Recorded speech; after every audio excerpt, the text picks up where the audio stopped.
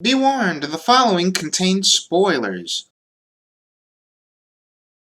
Steven Universe the movie is interesting in that I don't think it's remotely the film any of the fans of the show were expecting. It tries to be as friendly as conceivably possible for newcomers, which is a bit off-putting since the precedent usually set by these kind of things, namely other Cartoon Network movies, is that they generally just throw you into the action and assume you're a huge fan of the show. It's weird because it doesn't feel like a transition between phases of the show. We know we're getting more after this that's going to be very different to the show as it was, and yet this very much feels like it's trying as hard as possible to stand alone. This is a movie for people who want to watch this movie, irrespective of if they actually plan to watch the series that surrounds it, which is a unique, in some ways hard to justify position for one of these to take. And yet, I'd argue that choice is very much justified by the fact that this movie has a lot to say that's worth hearing without necessarily needing to sit through 5 seasons of baggage going in. Steven Universe, as any fan can attest, is a show all about lessons, usually of the very complex, emotionally resonant variety, and Steven Universe the movie is no exception, even if that does mean it ends up serving as something of a thematic and emotional recap for the broader ideas of the series, in order to properly contextualize what it does with the one new character. Speaking of context, I should probably provide that myself. The conflict is pretty much the conflict of the show in microcosm, down to the character arcs. I'd say the description of the movie by some of my friends as more celebration than anything else is accurate. The plot involves a new villain gem, Spinel, who basically interrupts the main character's happily ever after all the hardship they face throughout the show, and decides to set up a doomsday device and hit the main 3 gems, Garnet, Amethyst, and Pearl, with what's basically a factory reset button because surprise surprise, Pink Diamond screwed the pooch again. So their memories are gone, Steven's powers are gone, and the story is literally the main gems going through their arcs in a more truncated fashion. Pearl learns that she's nobody's slave,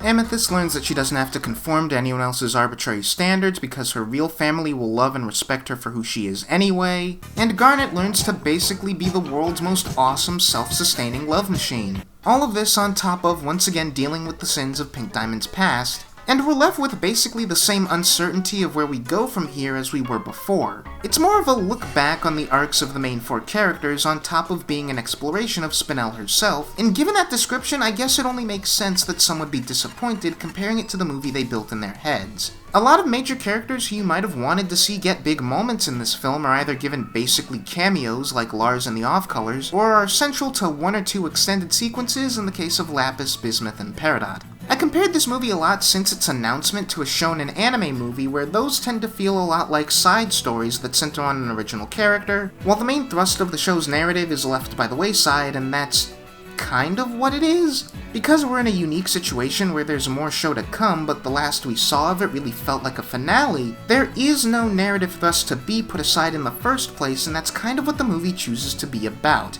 Forcing its characters to grapple with the fact that the story is never really finished, trouble always comes around, the work never really stops, and just because something feels like an ending doesn't mean there's no more life after that. In a way, you could say the thing that mainly justifies this story being told here and now is that after a finale that everyone said felt could have ended the show, we have to let both the viewer and the characters know that that feeling is ultimately arbitrary, and there, in part, lies the lesson. Steven's arc here is, as per usual for this show, really applicable and something that a lot of adults, but especially kids, could stand to learn, which is basically that happily ever after is bogus. You shouldn't strive to get to a point where you can get things exactly the way that you want them and then freeze and stop everything. That will stagnate you internally, and you will literally become a weaker person less capable of helping people and solving your problems if you're too attached to one mode of being. That's a lesson I'm still struggling with in this phase of my life, big time.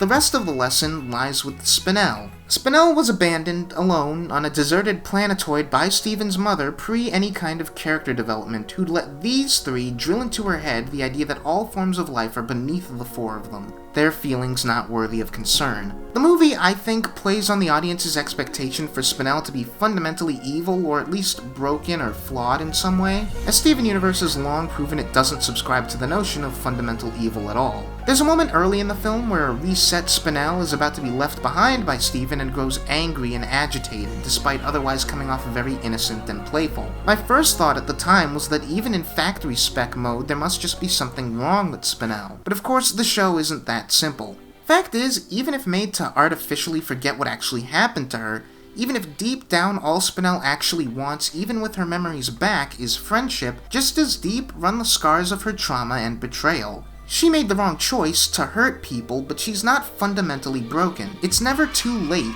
to realize that she needn't be what was done to her.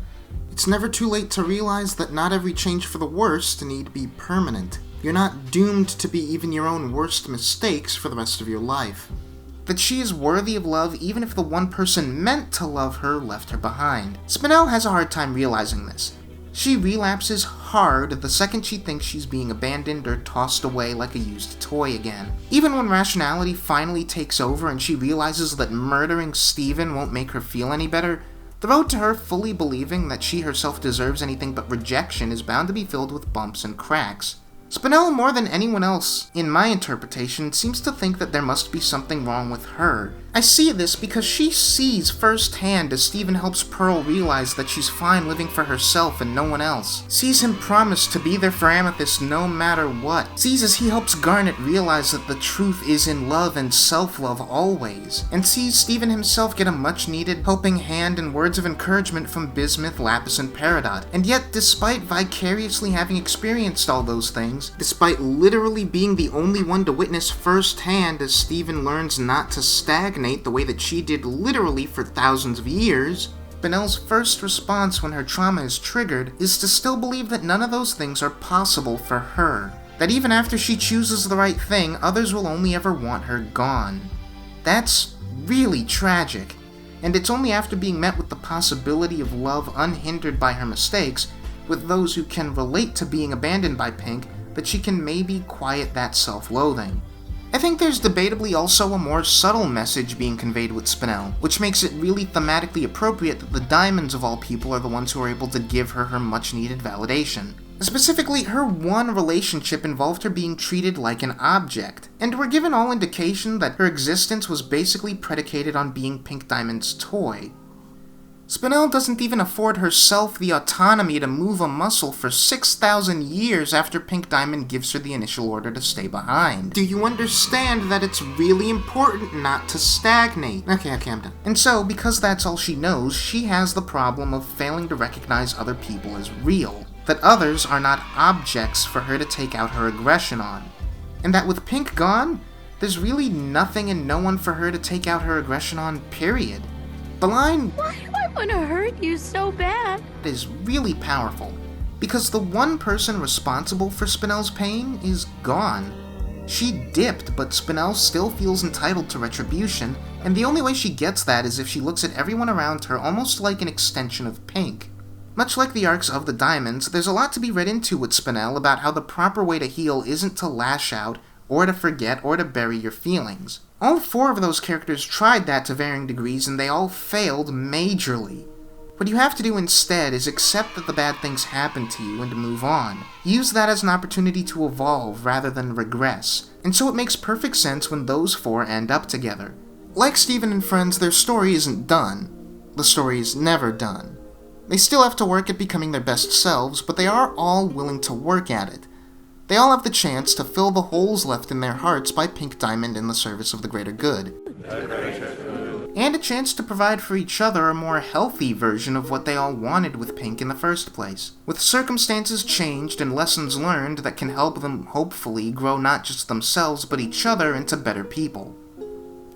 It's never too late.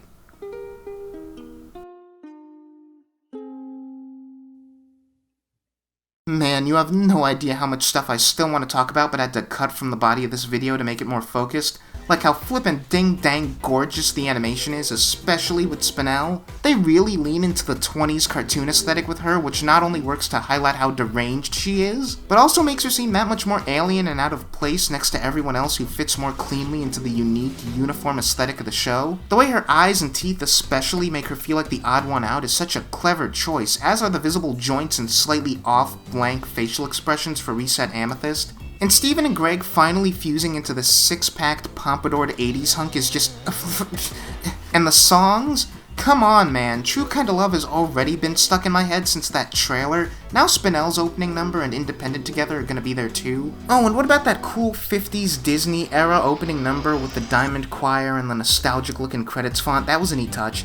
Look, I'm shocked that I managed to get this video down to as short of a running time as I did. I'd be sitting here all day if I just gushed about what I love about this movie and this show. I definitely plan on talking about Steven Universe more on this channel. I'm kind of ashamed that it's taken me this long to make a formal video essay about it at all, seeing as it's one of my very favorite television shows of all time. If you want to see me talk about it, as well as some other things near and dear to my heart in the future, then you can go ahead and subscribe, and also maybe donate to my Patreon, which I've had the bare bones of set up for a while now and have not really formally announced yet. I should probably get on that. I hope you enjoyed this video, and let me know what you think about the movie and my analysis of it in the comments.